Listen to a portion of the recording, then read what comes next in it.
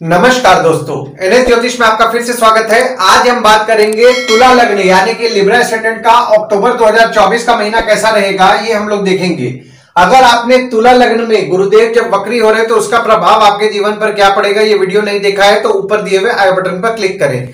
देखिए, ये वाला जो भाव होता है, इस भाव को लग्न भाव कहते हैं। इस भाव पे अगर 7 नंबर लिखा हुआ है तो ये तुला लग्न वाले जातकों की पत्रिका है। आइए देखते हैं शुरुआती तौर पे कौन कौन से ग्रह आपके किस किस भाव में बैठे हुए हैं। तो शुक्र आपके लग्न पे बैठे हुए हैं, शनिदेव आपके 5वें भाव में बैठे हुए हैं, राहु 6वें भाव में बैठे हुए हैं, गुरु आपके 8वें भाव में बैठे हुए हैं, मंगल 9वें भाव में बैठे हुए हैं, बुध केतु चंद्रमा और सूर्य आपके 12वें भाव में बैठे हुए हैं।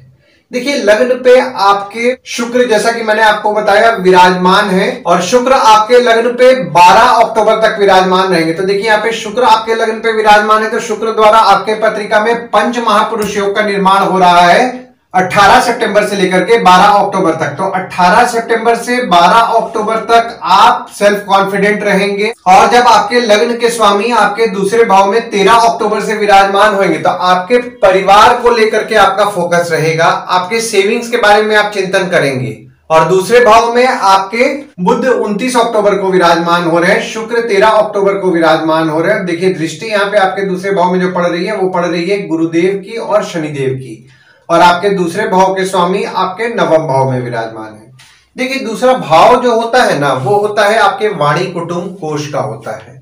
तो दूसरे भाव में आपके बुध विराजमान हुए और बुध आपके 9वें भाव के स्वामी है। देखिए, यहाँ पे आपके 9वें भाव के स्वामी 12वें भाव में विराजमान है और 12वें भाव के स्वामी आपके 9वें भाव में विराजमान है। तो अभी हम लोग बात कर रहे थे, बुध आपके 9वें भाव के स्वामी है और आपके 12वें भाव के स्वामी है, जो कि आपके दूसरे भाव में विराजमान है। तो देखिए, 29 अक्टूबर से आपके सेविंग्स करने में आपका लक फैक्टर आपका अच्छा साथ देगा। हालांकि देखिए, यहाँ पे आपके सेविंग्स आपके होंगे पर कोई ना कोई खर्च ऐसा निकलेगा जिसके कारण आपका सेविंग्स भी खर्च हो जाए। तो खर्चों पे आपको नियंत्रण रखना है। कोशिश कीजिए खर्चा को कंट्रोल करने का। जो भी लोग विदेश संबंधित काम करते हैं, जैसे कि इंपोर्ट एक्सपोर्ट करते हैं, फॉरेन ट्रेड, फॉरेन से प्रोजेक्ट्स उठाते हैं या कोई भी विदेश संबंधित काम करते हैं, उनके लाभ के योग बन रहे हैं 29 अक्टूबर से।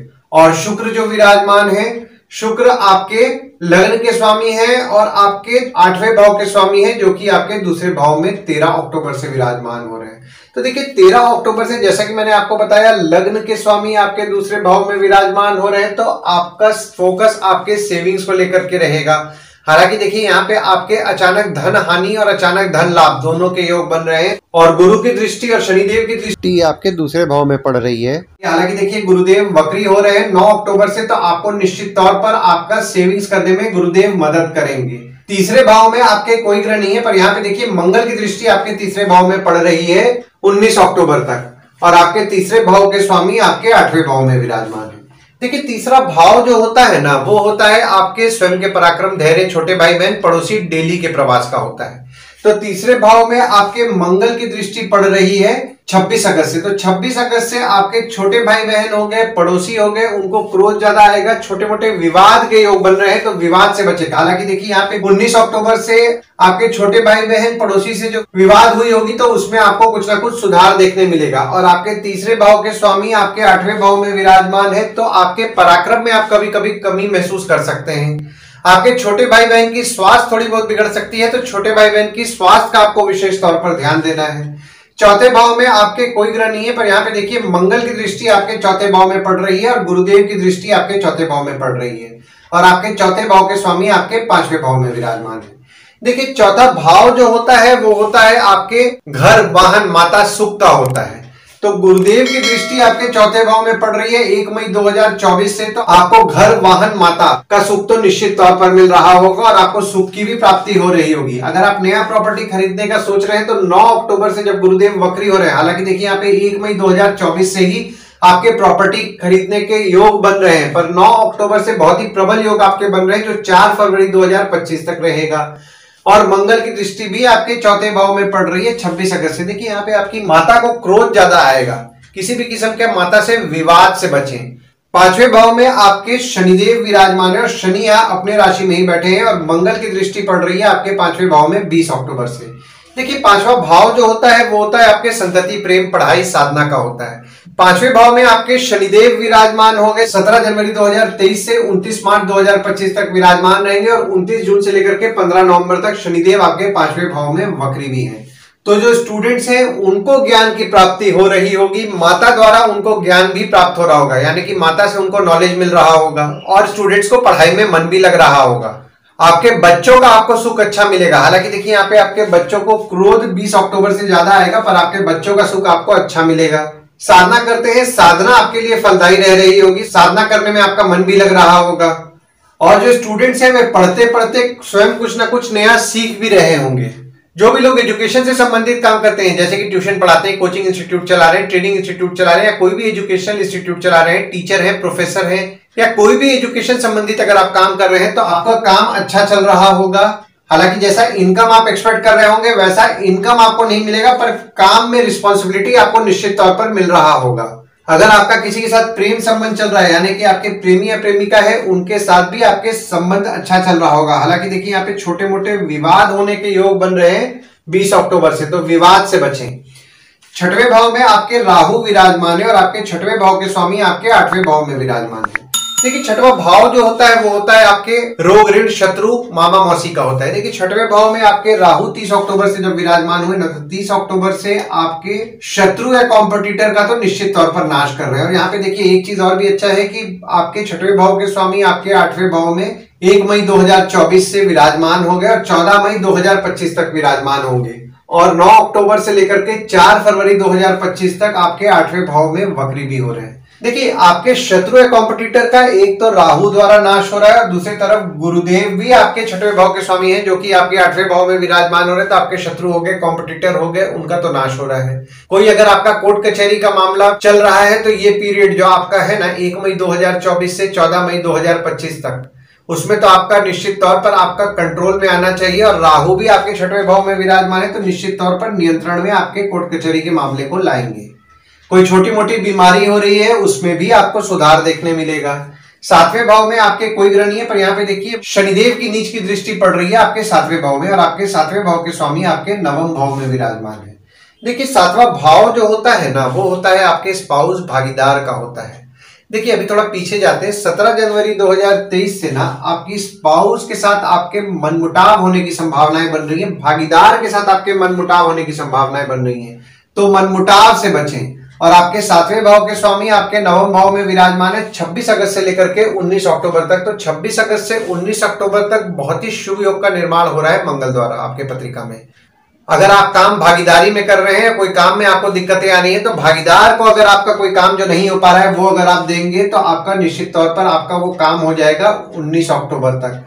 स्पाउस आपके काम में मदद करती हैं, स्पाउस को वो काम दे दीजिए जो काम में आपको दिक्कतें आ रही है ना, कहीं से आपको कोई काम में बहुत ज्यादा अड़चने आ रही है, वो आप आपकी स्पाउस को अगर वो काम देंगे तो उससे आपका निश्चित तौर पर पॉजिटिव रिजल्ट आपको मिलेगा। वहीं जब आपके 7वें भाव के स्वामी आपके 10वें भाव में 20 अक्टूबर से विराजमान होंगे, तो 20 अक्टूबर से आपकी स्पाउस आपके काम में मदद करेंगी। भागीदारी में काम करते हैं, भागीदार आपके काम में मदद करेंगे और आपकी स्पाउस के साथ आपके पिता की संबंध में मजबूती भी आपको देखने मिलेगा। देखिए यहाँ पे 7वां भाव जो है वो मंगल का है, तो आपके स्पाउस हो गए या फिर आपके भागीदार हो गए, वे थोड़ा स्वभाव में एग्रेसिव रहते हैं। तो यहाँ पे देखिए उनके एग्रेसिव स्वभाव तो रहता ही है, तो थोड़ा डिप्लोमेटिकली अगर आप हैंडल करेंगे तो आपको ज्यादा अच्छा रिजल्ट मिलेगा। 8वें भाव में आपके गुरुदेव विराजमान है और आपके 8वें भाव के स्वामी आपके लग्न पे विराजमान है। देखिए 8वां भाव जो होता है ना वो होता है आपके आयु जीवन मृत्यु अचानक धन लाभ ससुराल का होता है। गुरुदेव आपके 8वें भाव में विराजमान है, तो आपके आयु के लिए तो निश्चित तौर पर शुभ फल प्रदान कर रहे हैं। पर यहाँ पे आपके 8वें भाव के स्वामी आपके लग्न पे विराजमान है 18 सितंबर से लेकर के 12 अक्टूबर तक। तो 18 सितंबर से 12 अक्टूबर तक थोड़ा आप नेगेटिव माइंडेड हो सकते हैं, तो यहाँ पे अगर आप मेडिटेशन रेगुलर बेसिस पे करेंगे तो आपके लिए ज्यादा अच्छा रहेगा। 9वें भाव में आपके मंगल विराजमान है और आपके 9वें भाव के स्वामी आपके 12वें भाव में विराजमान है। देखिए 9वां भाव जो होता है ना वो होता है आपके भाग्य धर्म जीजा साली साला छोटे भाई के स्पाउस का होता है। मंगल आपके 9वें भाव में विराजमान है और मंगल आपके दूसरे भाव के स्वामी हैं और आपके 7वें भाव के स्वामी हैं, जो कि आपके 9वें भाव में विराजमान हो रहे हैं। तो सेविंग्स के लिए जैसा कि मैंने आपको बताया, आपका नसीब आपका अच्छा साथ देने वाला है 26 अगस्त से लेकर के 19 अक्टूबर तक, क्योंकि यहाँ पे देखिए आपके 9वें भाव के स्वामी आपके दूसरे भाव में विराजमान है और दूसरे भाव के स्वामी आपके 9वें भाव में विराजमान है। तो निश्चित तौर पर आपका सेविंग्स कराएंगे और आपका सेविंग्स 29 अक्टूबर से भी आपका नसीब आपका अच्छा साथ देने वाला है सेविंग्स में, पर आपका कुछ ना कुछ खर्च अनवांटेड निकल सकता है जिसके कारण आपका कुछ सेविंग्स टूटे। तो खर्चों पे आप नियंत्रण रखने का प्रयास करें। और जो भी लोग विदेश जाने का प्रयास कर रहे हैं उनके लिए 24 सितंबर से लेकर के 9 अक्टूबर तक फेवरेबल समय, ये जो पीरियड आपका है ना 24 सितंबर से 9 अक्टूबर तक आपका नसीब विदेश जाने में आपका निश्चित तौर पर साथ देगा। अगर आप विदेश संबंधित काम करते हैं जैसे कि इंपोर्ट एक्सपोर्ट हो गया, फॉरेन ट्रेड हो गया या फॉरेन से प्रोजेक्ट्स उठा के काम करते हैं तो भी आपका लक फैक्टर अच्छा साथ देने वाला है। और जब आपके नवम भाव के स्वामी आपके लग्न पे 10 अक्टूबर से विराजमान होंगे तो 10 अक्टूबर से 28 अक्टूबर तक बुध द्वारा आपके पत्रिका में राजयोग का निर्माण हो रहा है। तो 10 अक्टूबर से जहां एक तरफ आप पॉजिटिव माइंडेड रहेंगे वहीं बीच बीच में थोड़ा बहुत नेगेटिविटी भी आपके स्वभाव में आएगा।